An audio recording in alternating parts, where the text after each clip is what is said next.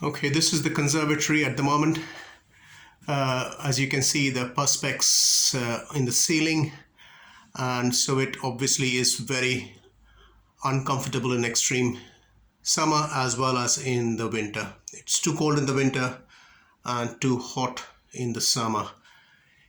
As you can see, the intention is to insulate this conservatory. So the first step obviously is to clear off everything what is here, which will help me to start working. Cleared off the room slightly so that we can work properly. Just to show you what are the equipment or material which is required. So this is a SuperQuilt, which you can see. This seems to be the most popular version at the moment on the internet for this purpose.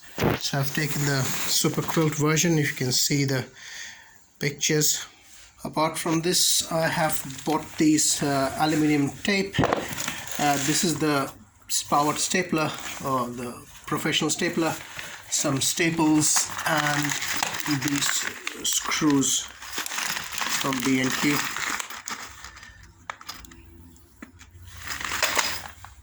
I realized my existing step ladder will be enough to take me to work on the top. It's quite a bit of a height there. I'm not a tall person myself, so I bought a ladder today. And now, apart from this, I have some cutting equipment, and that's the battens which I bought from Wix. Before cutting the battens, I thought it's best to remove the cover plate here. You can see these appear to be held with two screws, one over here, one over there, and I haven't decided whether to remove the light while I'm working or not. I'll possibly make a call on that later.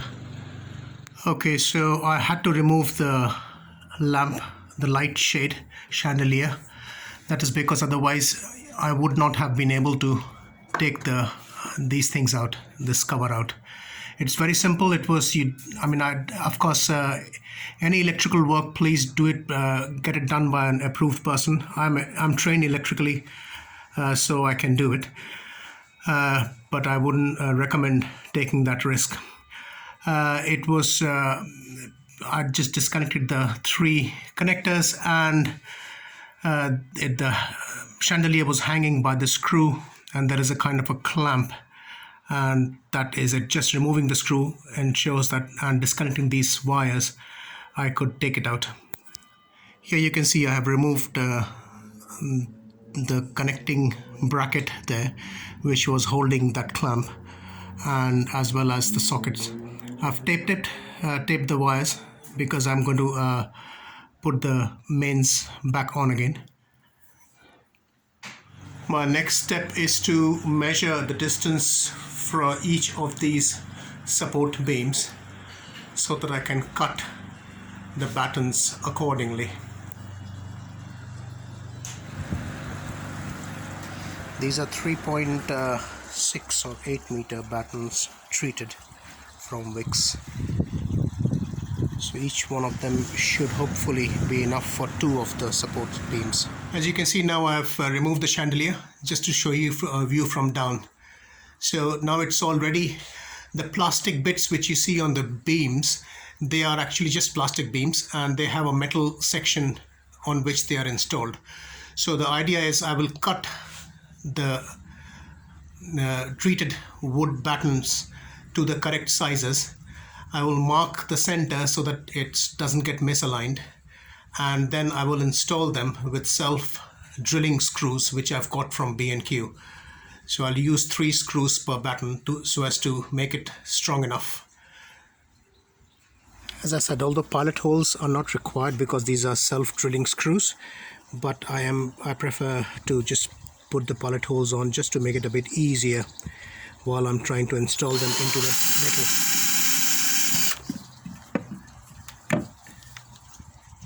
What I forgot to mention there was, it's always a good idea to make the pilot holes at about 20 centimeters from the edge. So I'm making 3 holes there, one in the center and 2 of them around 20 centimeters from the edges. Okay, all the pilot holes done. Not sure if you can see it or not.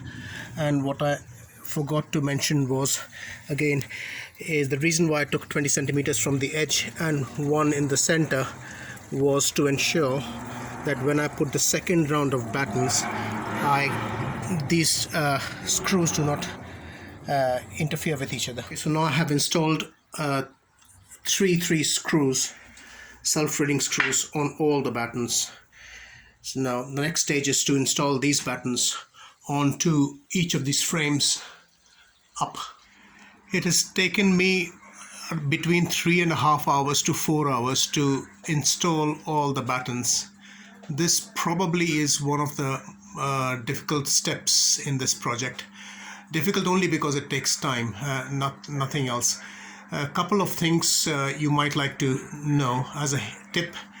One is always I found it much easier to use a pilot hole in the metal also, so that the screws can be easily screwed in, because although it says self-drilling, but it takes a lot of effort and a lot of pressure to make it self-drill. It's much easier to do a pilot hole. Another tip is if you had to cut the batten like I had to, so each batten I divide into half for each of the sides of the support. I've left the cut section towards the bottom and the pre-treated section at the top, just so that the moisture doesn't enter from the top into the wood. A little thing really, may or may not be a useful tip, but I thought I'll let you know. The next stage is to install the insulation, and this is, as I've shown, it's a SuperQuilt insulation. That's what I will, it's a 1.5 meters times 10 meters roll, which is available, and I'll use the stapler, heavy-duty stapler, with some heavy-duty staples to staple them onto the batten.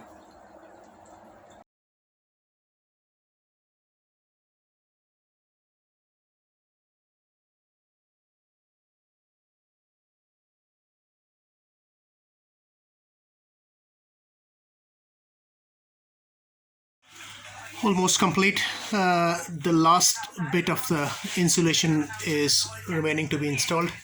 That is on the top. I think I will fall short of it slightly, so I'm going to go and check in Wix to see if I can have a smaller piece available. If you can see it from here, I've also installed a batten right in the center, in the apex, so that it supports the insulation better. So it is now almost, as you can see, the insulation has been installed. The only section which I am falling short of the material is a small section. So my plan is to, unfortunately I can't get SuperQuilt in small sizes, so I went to Wix and I bought this thermal wrap, and I hope you can see that thermal wrap, and this is just a kind of a bubble paper, not as good as SuperQuilt at all by any stretch of imagination, I would think. So I'm planning to use 4 or maybe 8 layers of this and fill up that gap up. I've opened the roll, and I have opened the roll and made it into 8 times, folded it 8 times. So this should now hopefully have the same properties as the thermal insulating properties.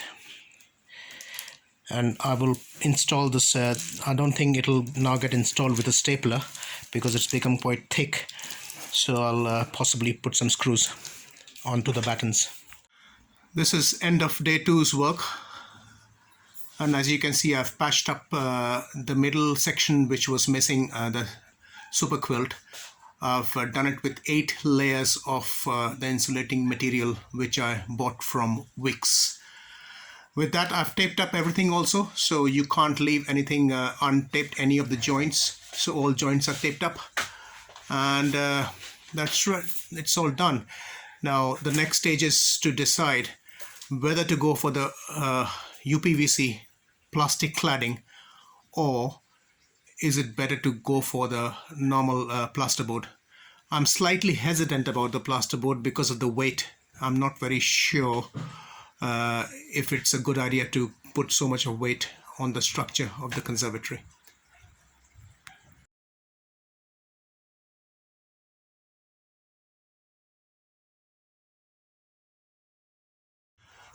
Day 3, and I have finished off installing the battens from inside or underneath.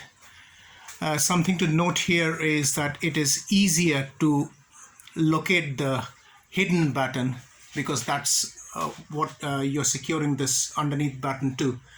If you can locate it by a pen like that, I'm not sure if you can see that. And then what I did was used a thinner screw to locate the batten inside and fix this underneath batten with the proper normal screw to secure it. So this is all complete. Now all I'm waiting for is the UPVC cladding panels to be delivered day after tomorrow, and then I can finish off the project. So this is day 3, just a couple of hours really. Okay, so I have the delivery of the PV panels have now arrived a couple of hours ago. I've started cutting it and installing it. Now you see I've put an edge strip there next to the wall. In the bottom also there is the same edge strip, and in this batten where it starts to angle, I will put what is known as an H top. That is to connect these straight panels to the angled ones.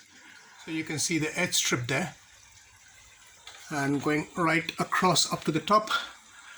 And this took 1, 2, 3, 4, 5, 6, 7, 9, 10 panels, 10-ish panels. So, and it goes right up to the top. I'll do a similar thing on the other side. That'll leave a small gap in between where you see the central batten. And in that central batten, I'll put a flat strip to cover the space. This is just to show you where I have put the H bead really cover. And so I've finished off this portion now, and now I'm going to the next. So as you can see, I'm cutting it, and I'll show it to you in a second. Just to give you a bit of a close-up, while cutting these panels, I'm taking the size from which is the longest side. So I'm taking it from this almost center right up to the center of this, in almost to the middle of the batten. So I cut that first, and then I make a mark to show where I need to cut for the angle. Same for this particular side, and then I sketch a line and cut it.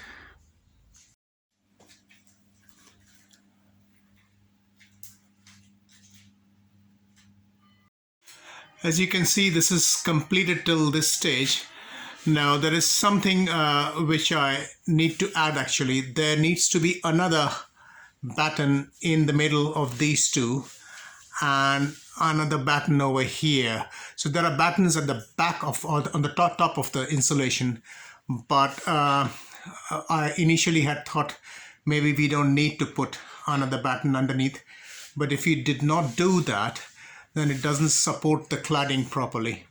So because the claddings are stapled onto that batten, so I'm going to install this batten and this batten. I've already installed one behind that panel. Okay, now as you can see, the last of the panel is done, and this is all complete now. All I need to do is now give it a wipe and remove the stickers which are on the cladding. I've used one of the cladding panels to panel up the center section, and I've used 3 screws there which are visible now. I possibly need to work out something, possibly a white round sticker or something on the screw head to conceal it. And with that, I hope you have liked. If you have liked my video, Please feel free to like it and share it. If there are any questions which you have, please feel free to ask me in the comments box, and I'll be happy to answer as far as I can. I'm a non-professional, so I've done a DIY, and this is my first experience in doing this kind of a project. I hope you've liked it. Bye-bye.